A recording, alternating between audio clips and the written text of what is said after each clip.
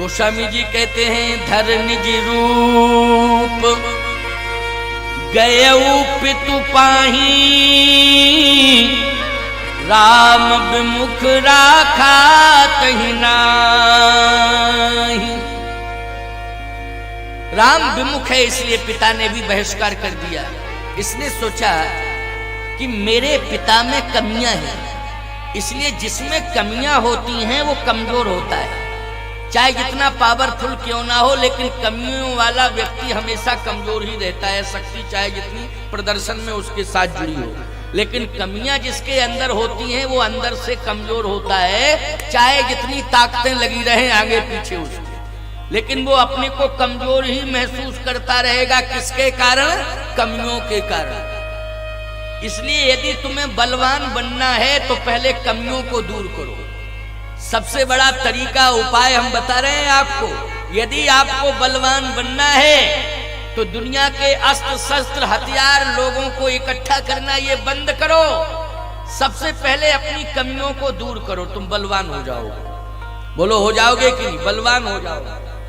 और यदि तुमने कमियों को दूर नहीं किया और तुमने अपने प्रभाव को बढ़ाने के लिए इधर से उधर से इधर से उधर से तमाम शस्त्रधारियों को अपनी सुरक्षा में खड़ा कर लिया, तो याद रखना जिनसे आप रक्षा की उम्मीद करते हो उन्हीं से एक दिन धोखा मिल जाएगा। हुआ भी है ऐसा। बोलो हुआ है कि नहीं हुआ है? लेकिन यदि आपको मजबूत बनना है, बलवान बनना है, तो अपनी कमियों को दूर कर दो, आप बलवान हो जाओगे। कोई भी पहलवान, कोई भी शक्तिशाली शस्त्रधारी आपका कुछ नहीं बिगाड़ सकता है, विश्वास करना। लंका में हनुमान जी गए थे, गदा लेके नहीं गए थे पहली बार। बोलो गए थे क्या? हनुमान जी का शस्त्र क्या है? गदा है। लेकिन लंका में पहली यात्रा जब हनुमान जी की हुई थी, राक्षसों के बीच में गए, संवेदनशील क्षेत्र था पूरा कि नहीं था, लेकिन हनुमान जी गदा लेके नहीं गए, हनुमान जी वैसे ही गए। लेकिन किसको साथ लेके गए थे? बोले गदा साथ लेकर के नहीं गए, फिर किसको साथ लेके गए थे? मसक समान रूप कपिधरी, लंका चले सुमिर नर हरि।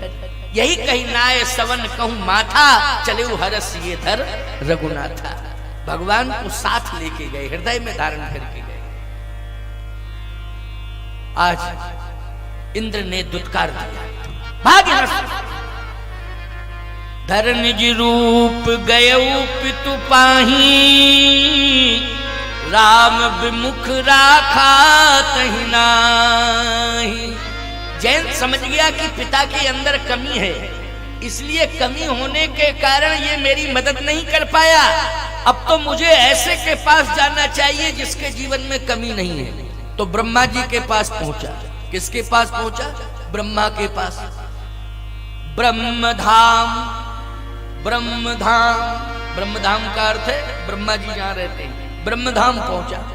अच्छा, जैसे ब्रह्मधाम पहुंचा ब्रह्मा जी की, हाँ मेरी रक्षा करो, मेरी रक्षा करो। ब्रह्मा जी ने कहा घबराता क्यों है? तू ऐसे बाप का बेटा है कि 33 करोड़ देवता उसके अधीनस्थ थे, तू घबरा रहा है? मेरे पास आ गया, मैं ब्रह्मा हूं, चिंता मत कर, बैठ। कहे बैठूं तो, लेकिन बैठ ही नहीं पा रहा। क्यों? का पीछे तो देखो कंडीशन खराब है। कुछ लोग ऐसे होते हैं कि आप जा रहे हो, मरने वाला मारने वाला पीछे लगा हो, आपको बैठो बैठो बैठो, एक गिलास पानी तो पी लो। अरे पानी पिए कि मारे? देख नहीं रहे हो पीछे मौत मंडरा रही है, मारने वाला पीछे पड़ा है हमारे, चला ही आ रहा, कहते पानी पी लो, बैठो बैठो बैठो। अरे मरे क्या? ब्रह्मा जी ने कहा बैठो बैठो। अरे बैठे क्या, मौत पीछे है, मेरी रक्षा करो। क्या हो गया? कहा पीछे तो देखो। और ब्रह्मा जी ने जैसे ही पीछे देखा तो कंडीशन वही थी। भगवान का दर्शन हो गया, प्रभु राम का। प्रभु राम का दर्शन हुआ, आंखें लाल हैं भगवान की। ये बाण तो भगवान का था, लेकिन उस बाण पर किसका प्रभाव था? बोलो, प्रभु राम का प्रभाव था। आंखें लाल, राम रोष पावक शो जरई, जो इसकी मदद करेगा वो भस्म हो जाएगा, अस्तित्वहीन हो जाएगा। जो भी इसकी मदद करेगा। वो बाण ये संकेत दे रहा था, जो भी इसकी रक्षा करेगा सबसे पहले वही अस्तित्वहीन होगा, उसका अस्तित्व समाप्त। ब्रह्मा जी ने कहा बहुत बड़ा खतरा है, बहुत बड़ा खतरा है। ब्रह्मा जी ने कहा एक बात बताओ, स्थिति अच्छी नहीं है, बचने के कोई चांस नहीं है। तो जयंत बोला क्या करें तुम्हारे पास खड़े हो कि व्यर्थ में समय, जब बचने के चांस ही नहीं है तो फायदा क्या है? बोले फायदा यही है कि अभी भी संभल जाओ, अभी भी संभल जाओ। क्या? बोले अपराध तुमने कहां किया है? कहा चित्रकूट में। किसका अपराध किया है? कहा सीता जी के चरण में चोंच मार दी। ब्रह्मा जी ने कहा इतना बड़ा अपराध किया है? अरे तूने अपराध अगर कर ही दिया था तो यहां क्यों आया? यहां आने की जरूरत ही नहीं थी। फिर यदि अपराध हो गया था तो फिर बस कहीं नहीं जाना चाहिए था, उन्हीं के चरणों में समर्पण कर देना चाहिए था कि मुझसे अपराध हो गया है, मैं स्वीकार कर रहा हूं, अब प्रायश्चित कर रहा हूं, मुझे क्षमा कर। गुंजाइश थी, लेकिन यहां तू चला आया। अब जितनी जल्दी भाग सकता हो भाग, नहीं तो ब्रह्म कमंडल से तेरी खोपड़ी तोड़ दूंगा। अब ये भागा। ब्रह्मा जी ने ही बचा नहीं पाया, इसकी रक्षा नहीं कर पाई। ब्रह्मा जी का ही कोप भाजन बनना चाहता है, बस भागा ये। कहां पहुंचा? शंकर जी के यहाँ। इसने सोचा ब्रह्म धाम शिवपुर सब लोका। अब ये पहुंचा कहां? भगवान शंकर के यहाँ। अच्छा, शंकर जी के यहाँ पहुंचा, ये सोचा ये भोले बाबा है, जिसको वरदान दे देते हैं, याद रखना उसकी रक्षा जरूर करते हैं, निश्चित रूप से उसकी रक्षा करते हैं। याद रखना वरदान किसको दिया था मालूम? मार्कंडेय ऋषि को वरदान दिया। बोलो अमर कर दिया कि नहीं कर दिया उनको?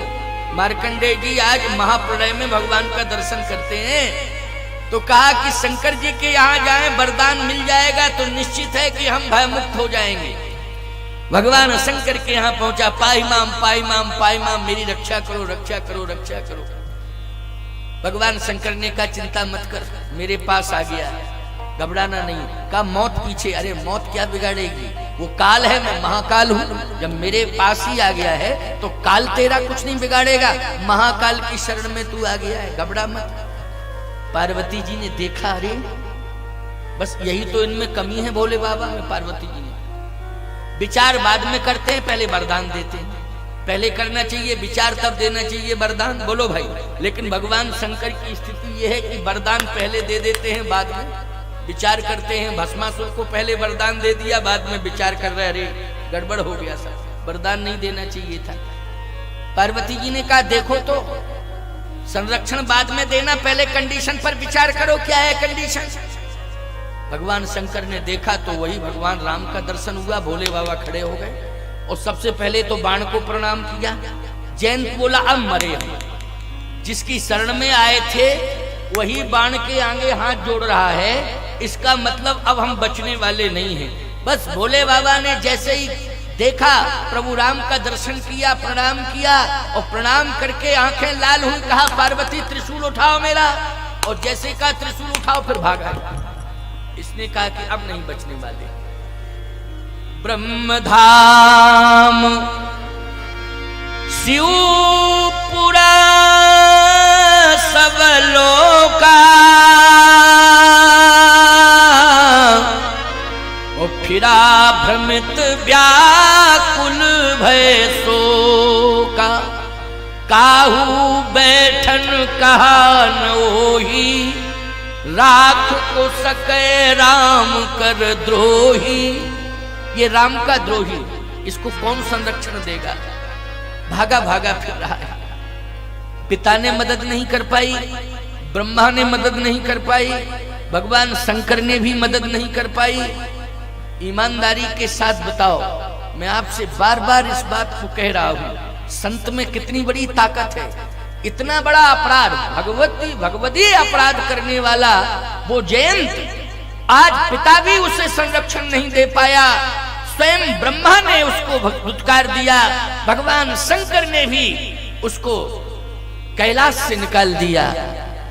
सावधान, जा रहा था। इसने सोचा कि मरना कन्फर्म है, अब तो मैं आगे चल के मरूंगा। अब मरने का स्थान कहाँ? देखो, जिसको मौत आ जाती है वो व्यक्ति जो है मरने का स्थान खोजता है, कहाँ मरना चाहिए। मरने का स्थान बहुत से लोग घर में ही मर जाते हैं, लेकिन घर में भी खोजते हैं वो स्थान के कहाँ मरना ठीक है। क्यों भाई? ऐसी बात नहीं है, मरने वाले लोग घर में होते हैं, लेकिन घर में भी स्थान खोजते हैं। और घर के लोगों से पूछा जाए क्यों, अरे बोले हम लोग यहीं बैठे रहे, पता नहीं पीछे के कमरे में चला गया और फांसी लगा मर गया, हम लोग तो यहीं बैठे थे, यहीं बैठे रहे। इसका मतलब है उसने घर में भी एक स्थान मरने का खोजा। बोलो खोजा कि नहीं खोजा? तो सीधी सी बात यह है कि जयंत भी मरने का स्थान खोज रहा है। सावधान, सभी इंसानों के पीछे मौत पड़ी हुई है, पीछे पीछे मौत चल रही है। बोलो चल रही है कि नहीं? ऐसा संसार में कोई नहीं है कि जिसके पीछे मौत न चल रही है। मौत चल रही है, लेकिन प्यारे मौत पीछे चल रही है, हम आगे चल रहे हैं। लेकिन हम ऐसे रास्ते पर चले कि मौत हमारा कुछ ना बिगाड़ पावे। बोले कौन से रास्ते पर? जिस रास्ते से संत आ रहे, जिस रास्ते से संत आ रहे, उस रास्ते पर हम चले। बस इसने यही काम अच्छा किया। अब इसको अकस्मात घटनाक्रम कहा जाए, या फिर परमात्मा की लीला कहा जाए, या इसका विवेक कहा जाए कि जिस रास्ते से नारद जी आ रहे थे उसी रास्ते पर ये चल दिया। बोलो चला कि नहीं चला? जिस रास्ते से नारद जी चले आ रहे थे। अगर नारद जी ना आ रहे होते तो प्रमाण कैसे मिलता? नारद जी ने देखा तो तभी है जब जिस रास्ते से नारद जी आ रहे थे ये जा रहा था, और मौत पीछे थी। बस अंतर क्या पड़ा? संत की दृष्टि पड़ गई इसके ऊपर। किसकी दृष्टि पड़ गई? संत की दृष्टि पड़ गई। संत की दृष्टि पड़ गई तो मृत्यु योग टल गया कि नहीं टल गया? बोलो। ब्रह्मा की दृष्टि पड़ी, शंकर जी की दृष्टि पड़ी, इंद्र की दृष्टि पड़ी, मृत्यु योग नहीं टला इस प्रसंग के अनुसार। भाई रामायण का प्रसंग है, या तो तुम प्रसंग को गलत सिद्ध करो। अगर प्रसंग को गलत सिद्ध करोगे तो शंकर जी नाराज होंगे, क्योंकि इस प्रसंग को शंकर जी ने ही लिखाया है। किससे लिखवाया? बोले तुलसीदास जी महाराज से। हनुमान जी से कहा हाथ पकड़ के लिखाओ। तो जब भगवान शंकर ही स्वयं इस प्रसंग को लिखवा रहे हैं रामचरितमानस में, तो बोलो इस प्रसंग को हमें स्वीकार करना पड़ेगा कि नहीं करना पड़ेगा? करना पड़ेगा। लेकिन प्यारे हम प्रमाण ये दे रहे हैं, मृत्यु पीछे पीछे पड़ती रही है। ब्रह्मा के यहाँ गया, शंकर जी के यहाँ गया, देवताओं के पास भी गया, इंद्र लोग गया, पिता के यहाँ गया, लेकिन ईमानदारी से बताओ मौत पीछे पीछे रही कि नहीं रही? रही मौत पीछे पीछे। अच्छा, इस मौत को भेजा किसने था पीछे? स्वयं भगवान ने भेजा था। बोलो राम जी ने भेजा था। किसने भेजा था? राम जी। राम जी ने जिस मौत को भेजा हो, ब्रह्मा कहते हैं, शंकर कहते हैं मैं कुछ भी नहीं कर सकता हूं। इसका अर्थ ये हुआ कि तुम मेरे पास भले ही आ गए हो, लेकिन इस मौत को भेजा किसने है? इस मौत को राम ने ही भेजा है। परमात्मा ने जिस मौत को भेजा हो, उस मौत को ब्रह्मा जी चैलेंज नहीं दे सकते, शंकर जी चैलेंज नहीं दे सकते हैं। लेकिन मैं दावे के साथ कह रहा हूं, परमात्मा ने भी जिस मौत को तुम्हारे पीछे कर्मानुसार भेजा होगा, लेकिन संत की अगर कृपा दृष्टि हो जाएगी तो याद रखना परमात्मा का विधान भी पलट जाएगा प्यारे, और सजाए मौत की बजाय तुम सजाए माफ हो जाओगे। इस प्रसंग का ये प्रत्यक्ष प्रमाण है इस प्रसंग का। यदि रामायण पर विश्वास करते हो, रामायण के प्रसंगों पर विश्वास करते हो, तो आज तुम्हें इस प्रसंग पर विश्वास करना पड़ेगा।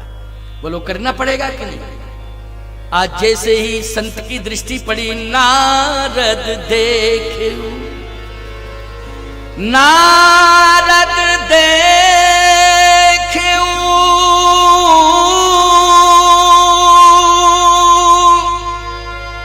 विकल जयंता,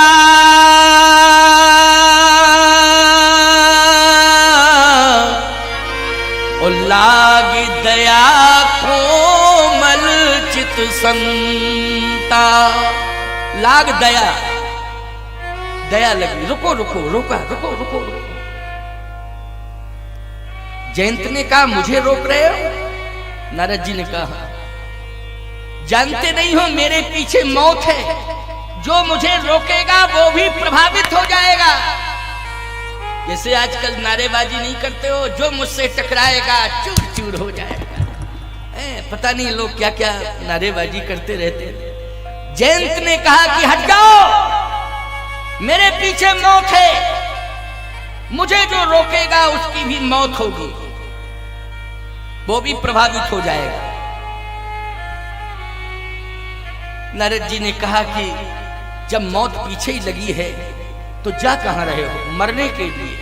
तो जब मरने के लिए ही जा रहे हो तो दो शब्द मेरे सुन लो, मेरे दो शब्द सुन लो। कहा हट जाइए, नहीं मौत तुम्हारी भी हो जाएगी। नारद जी ने कहा बस यही तो अंतर है हम में तुम में, हम मौत से डरते नहीं हैं, हम मौत से डरते नहीं हैं। तुम्हें मौत दिखाई नहीं दे रही है, मौत तुम्हें देख रही है, लेकिन मौत तुम्हें दिखाई नहीं दे रही है। अच्छा मौत पीछे थी तो जयंत को तो देख रही थी, लेकिन जयंत को दिखाई दे रही थी क्या? नारद जी बोले मुझे मौत दिखाई दे रही है, मैं सामने से देख रहा हूं, लेकिन मैं मौत को देख करके भी डर नहीं रहा। और तुम भाग रहे हो पीछे, मौत को मुड़ के देख नहीं पा रहे हो, मौत तुम्हें देख रही है। जयंत ने सोचा ओ हो, इतनी हिम्मत बांधने वाला और इतनी हिम्मत बनाने वाला तो कोई मिला ही नहीं, ऐसी हिम्मत देने वाला कोई है ही नहीं। ना पिता ने हिम्मत दी, ना ब्रह्मा जी ने ऐसी हिम्मत दी, ना भगवान शंकर ने ऐसी हिम्मत दी जो महात्मा हिम्मत दे रहा है। बोलो हिम्मत दी कि नहीं दी? सोचने के लिए मजबूर हो गया जयंत और कहता है मौत तो है पीछे। हाँ है, कितना पीछे है आपको देख रहे हैं। नारद जी ने कहा बस 2 अंगुल का फैसला है, ज्यादा नहीं, केवल 2 अंगुल का फैसला है, ज्यादा फैसला नहीं। अच्छा नारद जी ने कहा एक बात बताओ, ये मौत कहां से चली? कहा चित्रकूट से। कहां कहां तक? कहे स्वर्ग में भी आई मौत। अब कल्पना करो आप, स्वर्ग का अर्थ है जहां पर अमरता मिल जाए। क्यों भाई, स्वर्ग का क्या अर्थ है? देवता अमर है कि नहीं? अमर नाम किन्नर दिशपाला चित्रकूट आए तहीं काला। तो स्वर्ग का अर्थ है अमर। अब स्वर्ग में कोई पहुंच जाए फिर भी मौत से डरे और मरने से डरे, तो ये आश्चर्य की बात है कि नहीं? जल्दी बोलो, आश्चर्य की बात है कि नहीं? है? जैसे किसी आदमी के हाथ में अमृत हो और वो जहर से डरे। बताओ भाई, अमृत हाथ में लिए है और वो विष से डरे, तो अमृत के आगे विष का कोई अस्तित्व है? बोलो। लेकिन याद रखना, जयंत कहता है इसी बात का तो आश्चर्य है कि ये मौत कभी स्वर्ग में प्रवेश नहीं करती है, लेकिन मौत आज स्वर्ग में भी प्रवेश कर गई। ये आश्चर्य की बात है कि नहीं? मौत कभी भगवान शंकर के यहाँ नहीं पहुंचती है, लेकिन मौत शंकर जी के यहाँ भी पहुंच गई। इसका मतलब है ये मौत तो केवल दिखाई दे रही मौत है, लेकिन ये मौत नहीं है, इसमें बड़ा राज छिपा हुआ है। नारद जी बोले बस समझ लो इस बात को, अगर मारने का इरादा होता तो तुम स्वर्ग में भी गए। हाँ, कितनी देर रुके थे पिता के पास? कहा रुके थे 5 मिनट। कहा 5 मिनट रुके रहे, लेकिन ये मौत, बोले मौत पीछे ही खड़ी रही। अच्छा इसके बाद बोले ब्रह्मा जी के यहाँ कितने मिनट रुके? कहा 5 मिनट। मौत, बोले मौत पीछे ही रही। शंकर जी के यहाँ गए, कितनी देर रुके? 5 मिनट। बोले मौत, मौत बोले पीछे ही रही। नारद जी बोले मारने का इरादा होता तो मौत स्पीड नहीं बढ़ा सकती थी? बोलो भाई, मारने का इरादा होता तो ये मौत स्पीड बढ़ा देती। अभी मेरे पास तुम खड़े हो और मौत भी खड़ी, तुम भी खड़े, हम भी खड़े, ना तुम बढ़ रहे ना मौत बढ़ रही, ना हम हट रहे। जयंत बोला हाँ बात तो सही है। इसका मतलब क्या है? मारने का इरादा होता तो निश्चित रूप से ये मौत स्पीड बढ़ा देती और तुम मर जाते, अभी तक जिंदा ही नहीं रहते। इसी तरह से तुम भटकते रहोगे और मौत का भय तुम्हें व्याप्त करता रहेगा। मौत सबके पीछे है, लेकिन समझ नहीं पा रहे हो, इसलिए मौत से डर रहे हो। बोलो डर रहे हो कि नहीं डर रहे हो? मौत तो पीछे है और निश्चित है 2 अंगुल का फैसला है तुम्हारे मौत के बीच में, ज्यादा नहीं है। मौत पीछे पीछे चल रही है, लेकिन बस तुम डर रहे हो।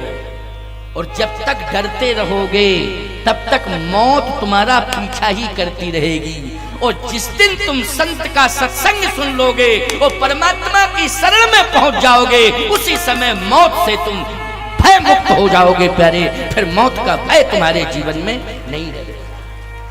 इस प्रसंग का यही मर्म है। आइए 15 मिनट की बात और, बस 8:30 बज गया है। वैसे आज तो 7:30 बजे ही प्रवचन शुरू हो गया था और 1 घंटा हो गया है, लेकिन 10 मिनट और सुन लो। इसके बाद मैं शरणागति करा दूं, शरणागति के बाद आरती शुरू कर दूंगा। 8:45 बजे आरती।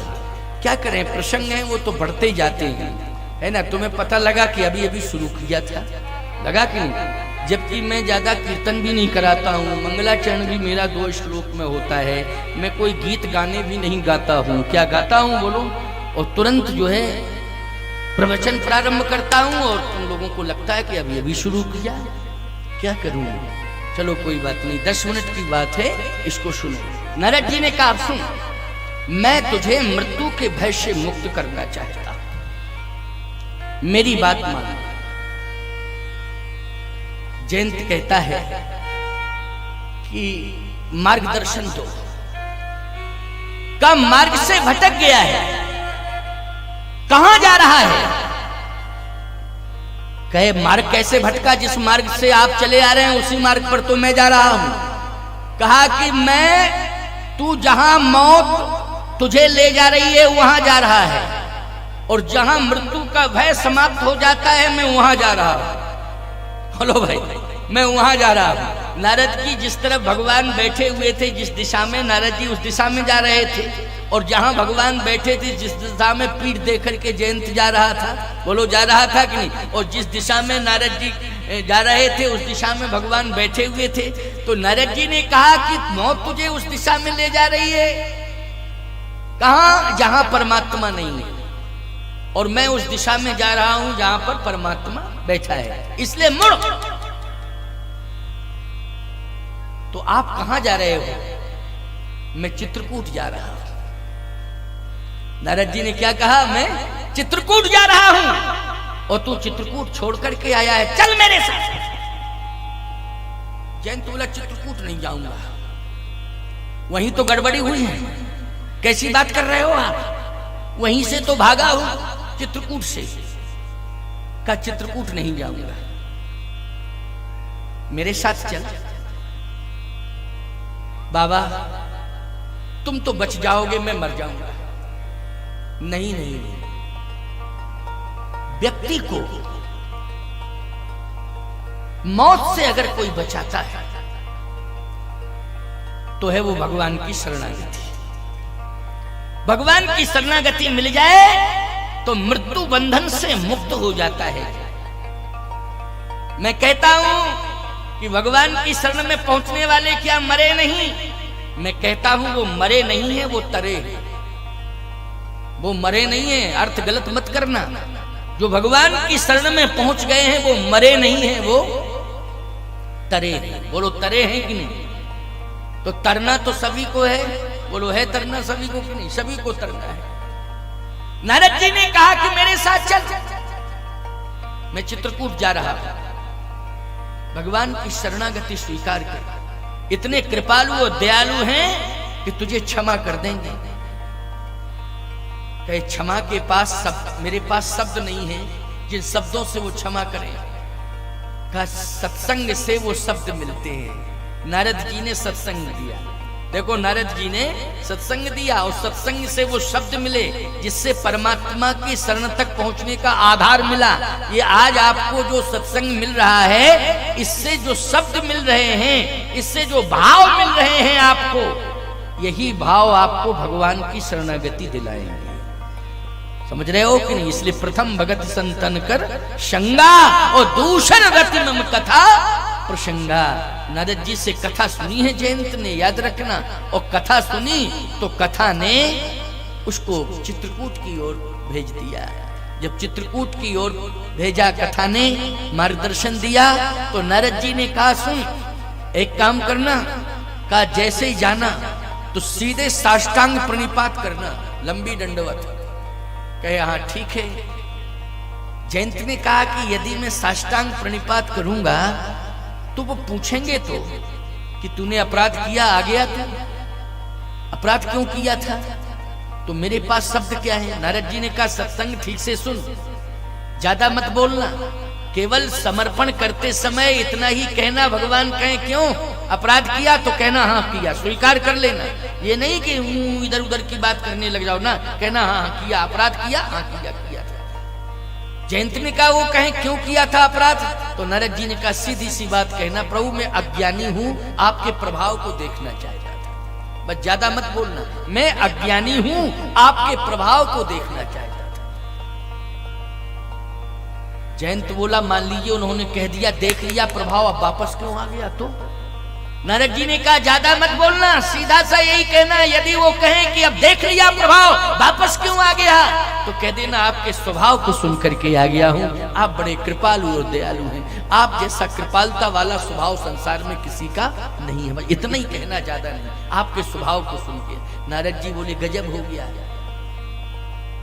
ये भाव तो हमारे पिता ने भी नहीं बता पाया मुझे, और ये विचार तो स्वयं ब्रह्मा ने नहीं दे पाए मुझे, और ये विचार भगवान शंकर ने नहीं दे पाए। बोलो, जो विचार आपके द्वारा मिल रहे हैं, ईमानदारी से बताना कितनी बड़ी महिमा है संत की और सत्संग की। जो विचार आपको पिता के द्वारा नहीं मिल सकते हैं, जो विचार आपको ब्रह्मा के द्वारा नहीं मिल सकते हैं, जो विचार आपको स्वयं भगवान शिव के द्वारा नहीं मिल सकते हैं, वो विचार संत और सत्संग से मिल सकते हैं आपको। इसलिए शंकर जी ने सत्संग दिया है। शंकर जी स्वयं कहते हैं कि सती ने मेरे विचारों को स्वीकार नहीं किया, अंत में उसे मरना पड़ा। मैं कितना समझाता रहा, लेकिन मेरे विचारों को सती ने स्वीकार नहीं किया, स्वीकार ही नहीं कर पाई। लेकिन एक बात मैं आपसे कहना चाहता हूं, संत के सत्संग ने बड़े बड़े लोगों का हृदय परिवर्तन कर दिया।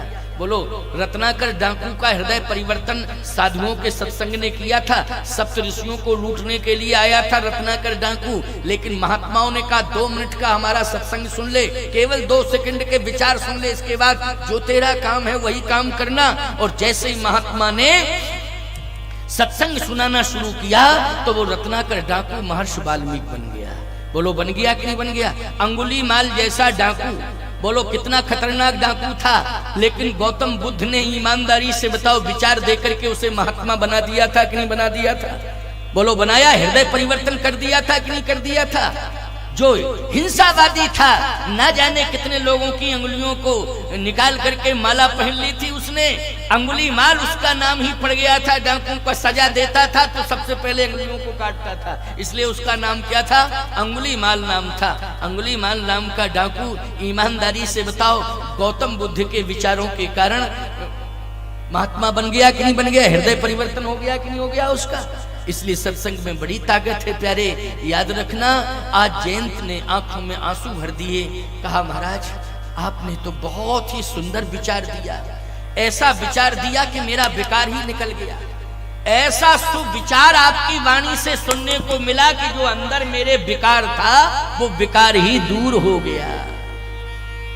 पहुंचा चित्रकूट, गोस्वामी जी कहते हैं निज कृत कर्म,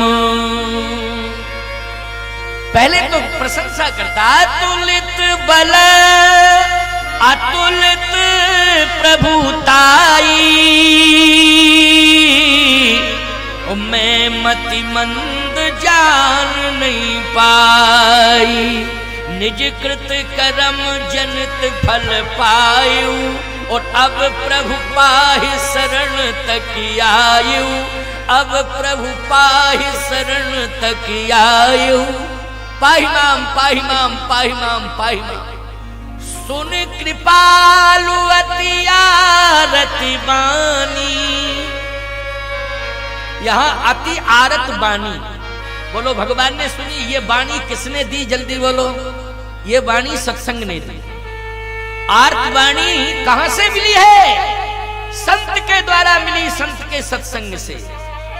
इसलिए याद रखना, विनम्रता, सरलता, सहजता, सुविचार, ये संत के सत्संग में ही मिल सकते हैं प्यारे, और कहीं नहीं मिल सकते। संत के सत्संग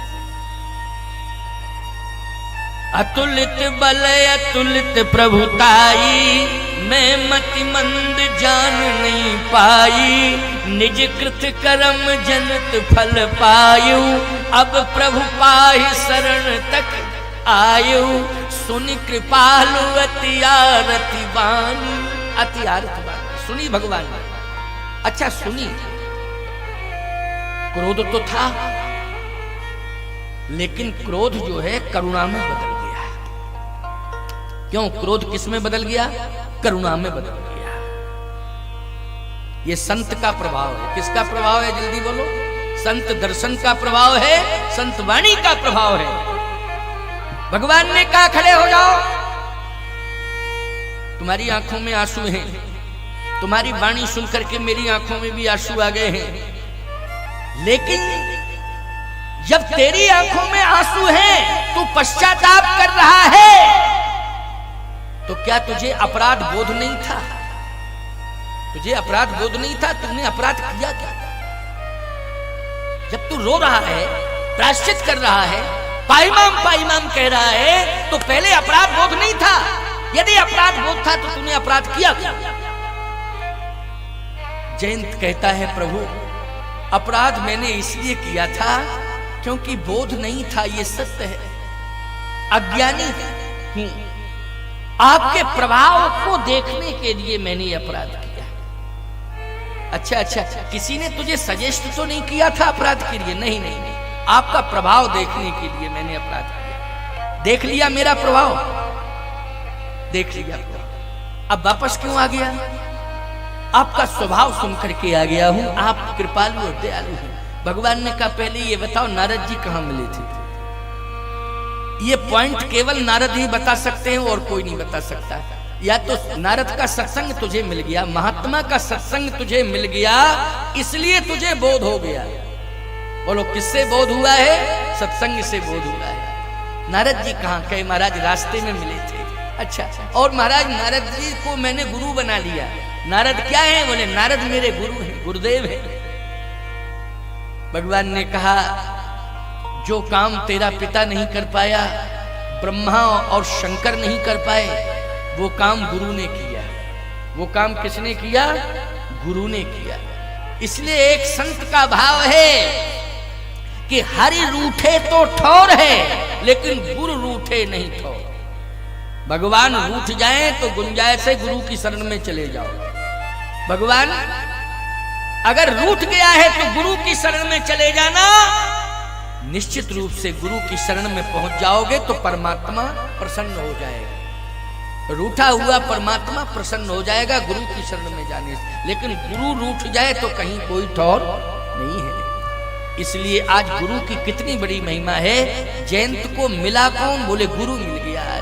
नारद जैसा गुरु मिला, भगवान की शरण में गया। भगवान ने कहा सीते इसको सजा मिलनी चाहिए। अपराध किया है तो अपराधी को सजा मिलनी चाहिए। लेकिन अपराध तो तुम्हारे चरणों में चोंच मारी, इसलिए तुम ही बताओ दंड क्या दूं, क्या सजा दूं? अपराध तुम्हारा किया, तुम ही बताओ सजा क्या दूं? पार्वती जी ने कहा वैसे आप बताएं। शंकर जी से कहा सजा क्या मिलेगी? शंकर जी बोले मेरी अदालत में मामला होता तो मैं तो मृत्यु दंड देता, लेकिन अब सुप्रीम कोर्ट में मामला पहुंच गया है तो क्या बता दूं, क्या बताओ कौन सी सजा? मेरे हिसाब से तो मृत्यु दंड मिलना चाहिए। लेकिन किशोरी जी ने क्या कहा जानते हो? जानकी जी ने कहा कि प्रभु आप कौन सी सजा देना चाहते हैं? कहा भगवान शंकर का मत है इसे मृत्यु दंड मिलना चाहिए। शंकर जी का मत कीन मोह बस द्रोह जद्यपि तहि कर बध उचित। भगवान शिव का मत है इसे मृत्यु दंड मिलना चाहिए। शिव जी बार बार कह रहे हैं कि मृत्यु दंड मृत्यु दंड मृत्यु दंड। मेरे यहां से भाग गया नहीं, मैं ही मार देता इसको, लेकिन इसको मृत्यु दंड मिलना चाहिए।